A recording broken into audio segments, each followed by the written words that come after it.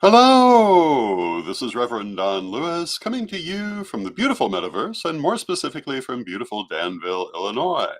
And this is Midday with Reverend Don. Welcome. And as you know, if you follow Midday with Reverend Don, you can type your questions or comments into whatever platform you happen to be watching on if you're watching live, and they'll show up here in our chat room and we can talk directly. And this week we're continuing our look at classic horror tropes and the history and folklore behind them. And today we're going to talk about mummies. And I guess we will start by talking a little bit about what mummies are. Mummies are bodies that are naturally preserved through drying. And hello to Bimby in the chat room. It's good to see you, Bimby. Natural mummies occur all the time because they're preserved by particular circumstances, usually regarding dry soil, dry conditions, sometimes in extreme heat, sometimes in extreme cold. There are natural mummies from much of Africa that were preserved by the dryness and the heat, including pre-dynastic Egypt. There are mummies from the Inca culture, which were preserved by dry circumstances and the cold. And hello to Renee in the chat room. It's good to see you, Renee. There are even dinosaur mummies. There have been maybe half a dozen dinosaur mummies discovered. Most of them were before there was a means to preserve them in that state, but lately there are a couple that have been able to be preserved long enough to be studied, which is fascinating. And what happens is that, if you want to preserve meat to eat it later, one of the things that humankind learned earliest was to dry it. This also works for bodies. If it is dried out, it will tend to be preserved. And hello to Mary Cavalcante in the chat room. Hello to Antonio in the chat room. So this is what a mummy is. And again, there are many of them that are preserved perfectly naturally. There are the mummies of the Tarim Basin in Western China that drastically reevaluated where we thought different people lived in antiquity, who were naturally preserved. There are all sorts of natural mummies. But when we're talking about the role of mummies in the horror genre, we're almost always talking about ancient Egyptian mummies. So let us take a moment to talk about those and what that means. And in ancient Egypt, they had a highly developed culture around the ancestors, the tomb, funeral rites. Hello to Mary Hawk in the chat room. It's good to see you, Mary. And part of that included, whenever possible, preserving the body through intentional mummification. And this occurred because they saw how this happened naturally, and they decided they wanted to learn how to mimic this um, intentionally. And hello to Steve in the chat room. It's good to see you, Steve. So if you look at the history of Egyptian mummification, it begins very simply. And if you look at early Egyptian tombs, often you've got skeletons like you'd have anywhere else. But the mummification science begins fairly early, and it went through a number of stages. Early on, they wrapped the body in layers of resonated linen, which created a hard external shell. And the body went right ahead and decayed inside that, but you had a surprisingly lifelike exterior. And if you get to see any of these that survive, they're really evocative of the people that they are representing. It's possibly your only real chance to see them as they looked, because they were at great pains to make the person look as they had looked. Now, later they learned how to actually dry out and preserve the body. And at that point, the mummy on the outside no longer looks like the person. And they would start to put a mask on the mummy, and they would create an anthropoid coffin, which contained the person's face in The very latest period, it would be a painting rather than a sculpture. And in certain periods, they even had what are usually called reserve heads that were additional portraits of the deceased put into the tomb for reasons that are unclear. They may have been intended as further ways of memorializing their appearance in the belief that the spirit was tied to this kind of depiction. Um, Certainly, throughout most of Egyptian history, tombs had portraits of the deceased for the express purpose of receiving ancestral offerings, which was vitally important in Egyptian religion. And I remember when I was studying artwork as a child, they always talked about how Greek and Roman portraiture in particular, showed people as they looked. Egyptian portraiture was very idealized, but we now know that there are lots and lots of Egyptian portraits, even from very early periods, that are apparently very close representations of the people. They did tend to idealize the body quite often, but they were very, very more faithful in reproducing the face than was once thought. The other thing about Egyptian artwork is that most people are familiar with the Egyptian stone sculptures because that's what mostly survives. But they also worked extensively in wood, which was much rarer and more expensive actually at the time. But if you look at Egyptian wooden sculpture, it's much more lively and much more realistic. And there are some wonderful portraits of people that have survived, both in wood and in stone, and even in painting. For example, the great Queen T, the wife of Amenhotep III and the mother of Akhenaten, is instantly recognizable in most of her portraits because she had certain very specific features that in most cases were reproduced in her portraits. Not in all of them, but in most of them. And hello to Janet in the chat room.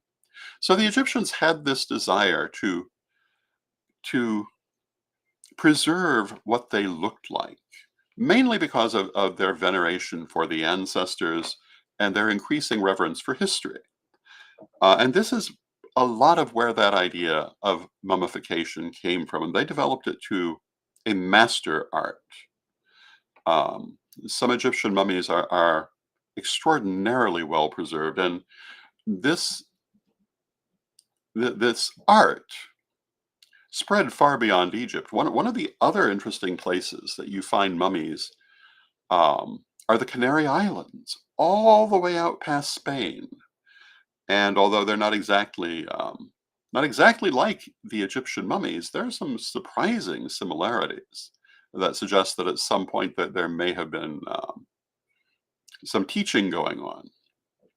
And so, though we really mostly only see the mummification of this kind in Egypt, there were apparently some other places that were doing it too, that we have less knowledge of. Um, and of course, it was also certainly being used in Ethiopia, probably other parts of Central and North Africa. But that's what an Egyptian mummy is. Um, Now, in the horror world, an Egyptian mummy is this, but brought back to life in some means.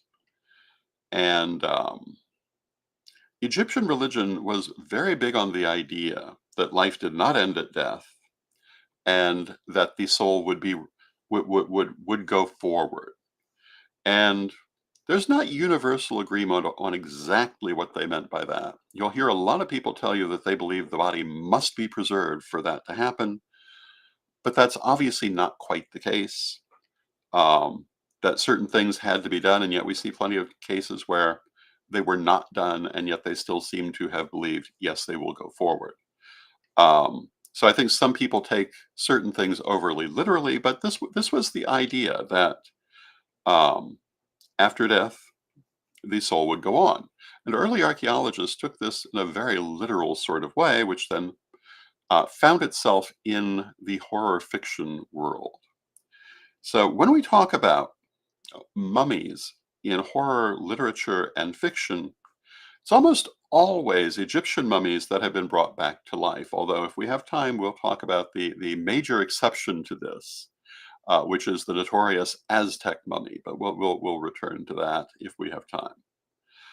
And I've often said that my very favorite film, not just horror film, but film, and particularly horror film, is The Mummy from 1932, starring Boris Karloff and Zita Johann.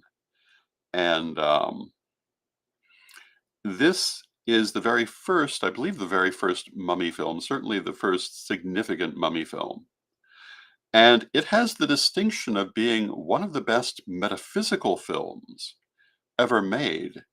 Um, if you do not make the mistake of confusing it with the many sequels that followed, which do not carry any metaphysical aspects to them in real terms. But if you look at the first mummy, the way that it looks at Egyptian religion, the idea of using the scroll of Thoth to raise the dead, the idea, um, the way that the entire story respects Egyptian religion and does not reach for Christian tropes is all very impressive. And the fact that in the end, unlike almost all horror films of that generation, it's not the stalwart boyfriend who rescues the damsel in distress. She rescues herself through the intercession of the goddess Isis, whose reality is not for a moment questioned, and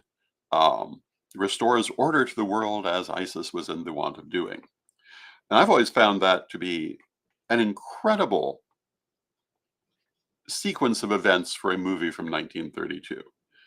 Certainly not alone, but more than any other that I know of. And I highly recommend The Mummy from 1932 to anyone who enjoys either metaphysical films or horror films, and provided you understand it's from 1932 and it does suffer from the technical limitations of the time. But, in some ways, they actually add to it. The lack of some of the sophisticated techniques used in later generations, in some ways, I think adds to the suspense of the film. And hello to Zane in the chat room. It's good to see you, Zane. Of all the mummy movies ever made in Hollywood or elsewhere, none, in my opinion, compares to it. Certainly not from a non-horror perspective, but simply a metaphysical perspective. Now, there are some other entertaining mummy horror films, but I'm not going to really go into them. I'm going to talk a little bit about how these things came about. And long before mummies became a staple of the horror film, they were a literary figure. And to the best of my knowledge, the very first appearance of this trope is in the story Some Words with a Mummy by Edgar Allan Poe. And hello to Steve in the chat room who says, love the old horror films. I do too. By and large, they're better than the new ones because they didn't rely on the special effects and actually had to focus on creating a sense of suspense and so forth. Modern films sometimes do that, but they often feel like they don't need to because they can go to gore or what have you instead, where the old films could not. But Some Words with a Mummy by Edgar Allan Poe was published in 1845, and that's how far back the revived mummy trope goes. And the narrator of the story is invited by a doctor to witness the unwrapping of a mummy at a private party, which was a common thing in the 1800s, believe it or not, in a certain segment of society. And they unwrap the mummy, and having done that, they decide to try to revive it with electricity. We were talking about this yesterday in discussing Frankenstein, that in the early 19th century, there were a lot of ideas that electricity could be used to revive the dead. And there were actual scientific experiments along this line. And this novel, or this book rather, presents this as a perfectly ordinary occurrence. The mummy is brought back to life and proves to be a most interesting character. You would almost think the mummy comes from the early 21st century because it comes equipped with rather provocatively expressed and overdeveloped opinions on every single subject, um, to the offense of its hosts, who regret ever having brought it back to life. Starting with a critique of the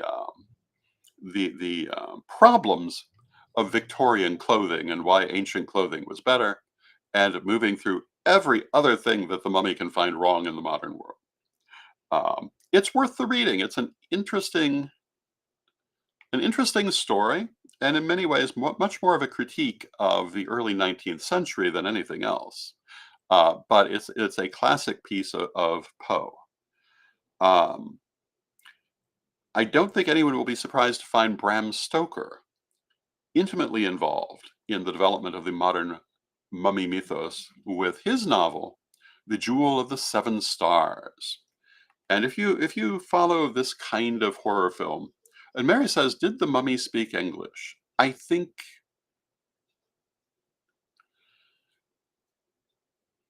think it did, but I don't remember exactly how they handled that. I don't know if it quickly learned it, or I don't remember how they dealt with it. But um, that's a very good question, and the story is not that deep.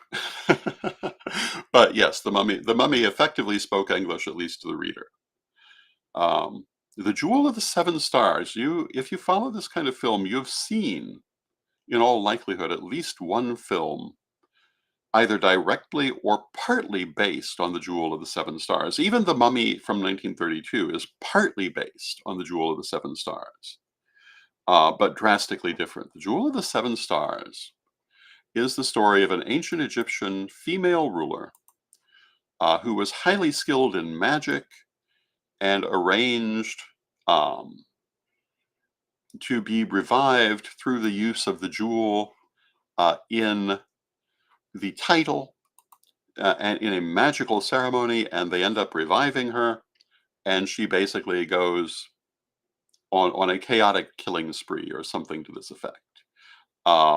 It's been made into a movie several times, and it does, however, also include, as I recall, um, that idea of reincarnation that runs through so many of these. And the story, a better discussion of the story is that she is reborn as the daughter of the archaeologist who finds her tomb.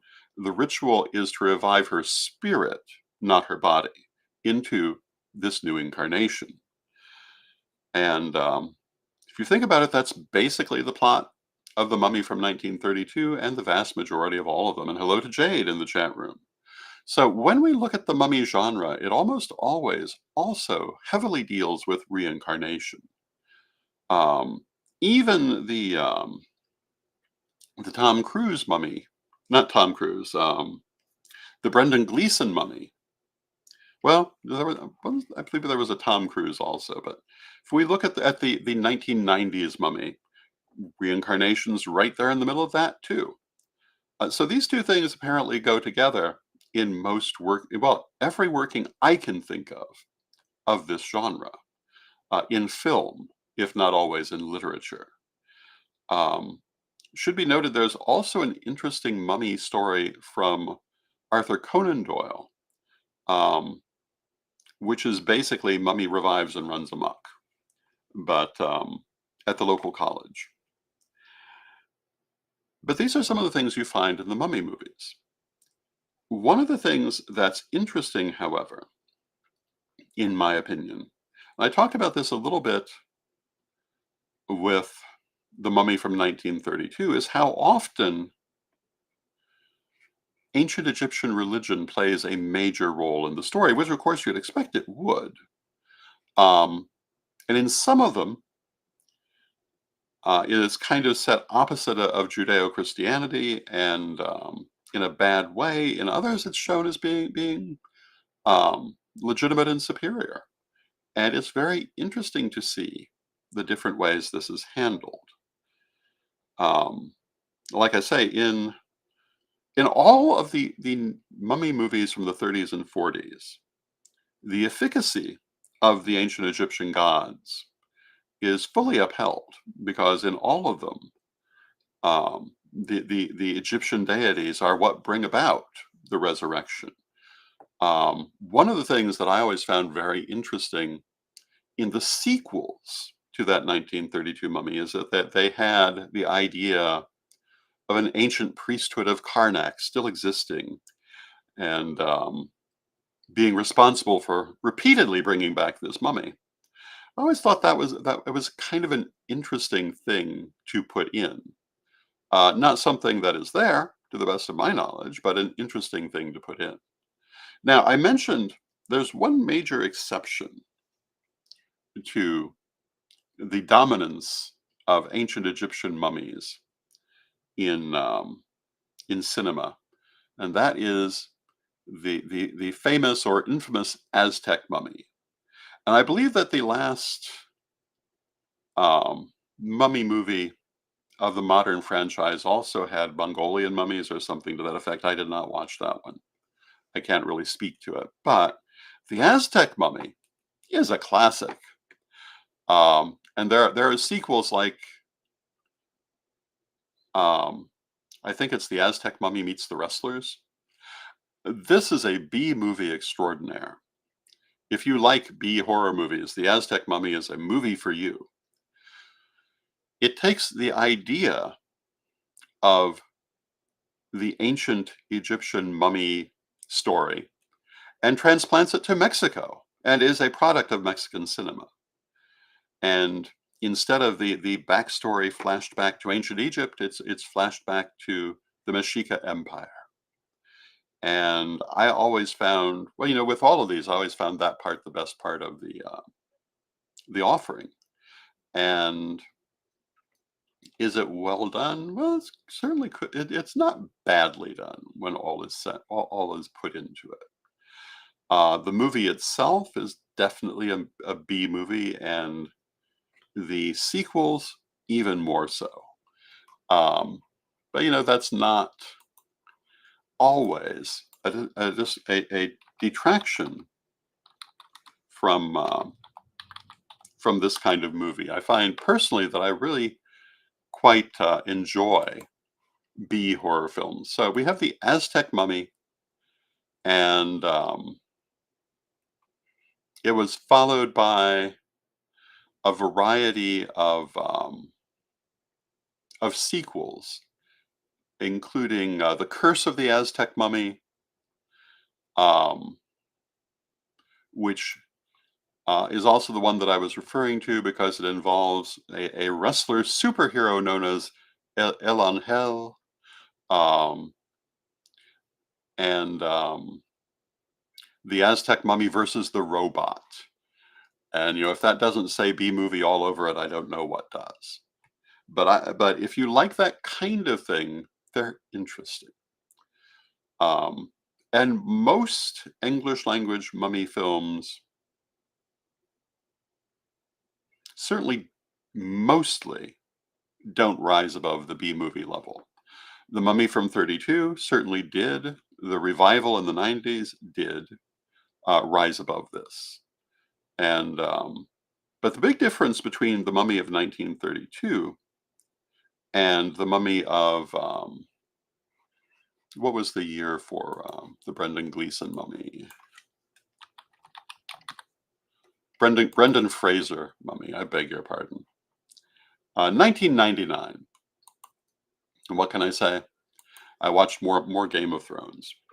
But the Brendan Fraser mummies were started in 1999, and it's an entertaining film. I watched it. It had some interesting things, but what it doesn't have is any archaeological accuracy at all. It has things like flesh-eating scarabs and other nonsense.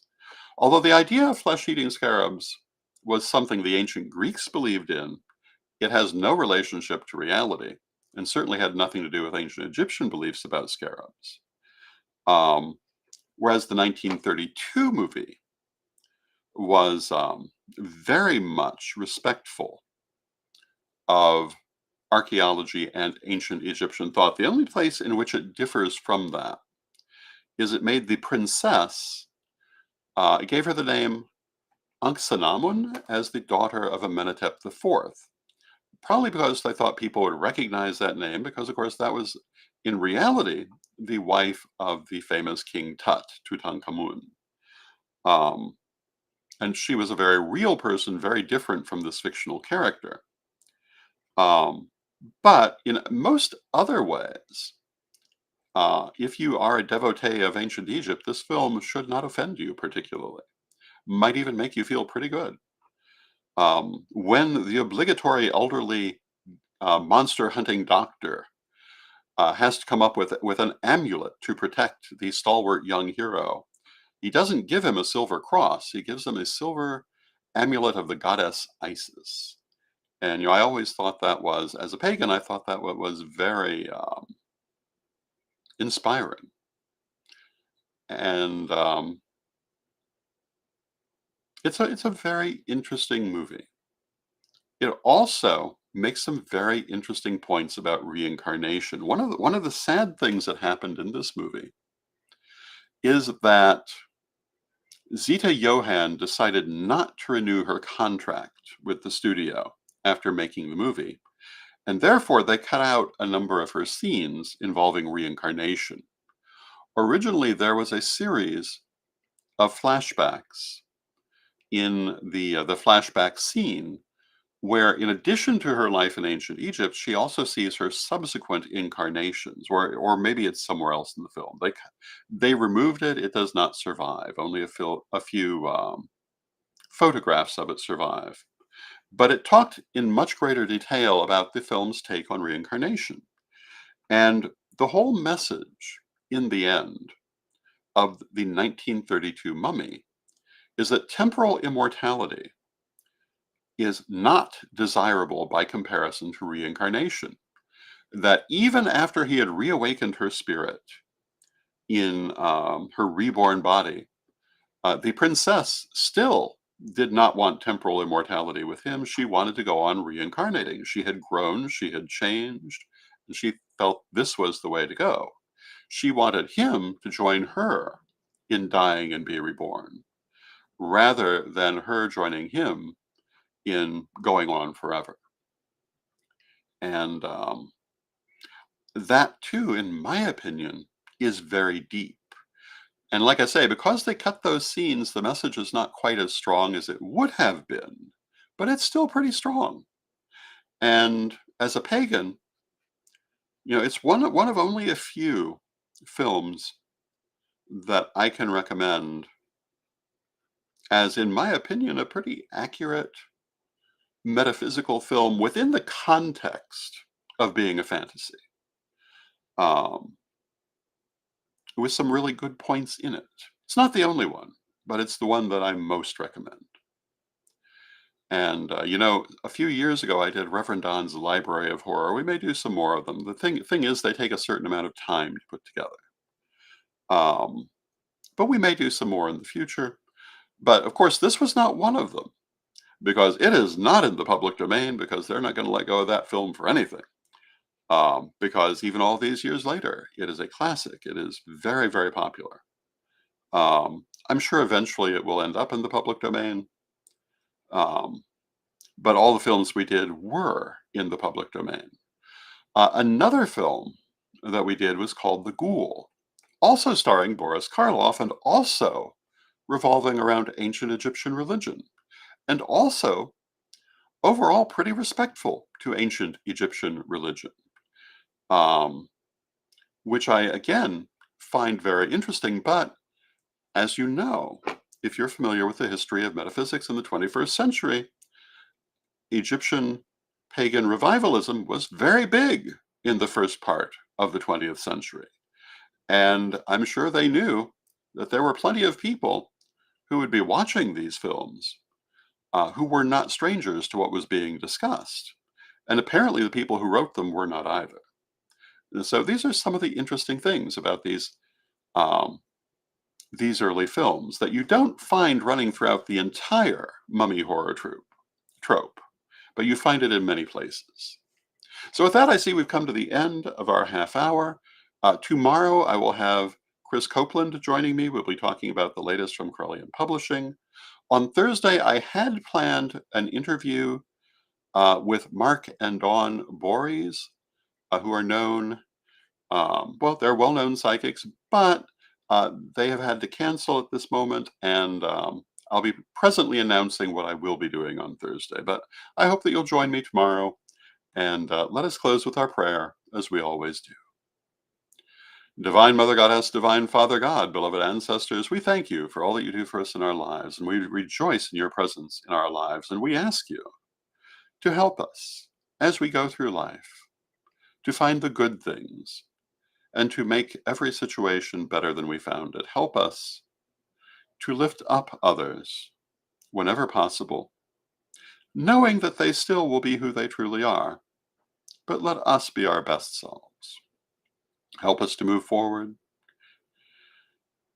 in serenity and grace. And unlike the hero of the 1932 Mummy, let us accept the changes that come to us and go through the many changes of life and death and rebirth that await us with joy and growth. Beloved Mother Goddess, beloved Father God, beloved ancestors, we thank you with great love and thanks, and may you be blessed now and always. And I thank you with great love and thanks, and I will hope to see you tomorrow. Have a wonderful rest of your day.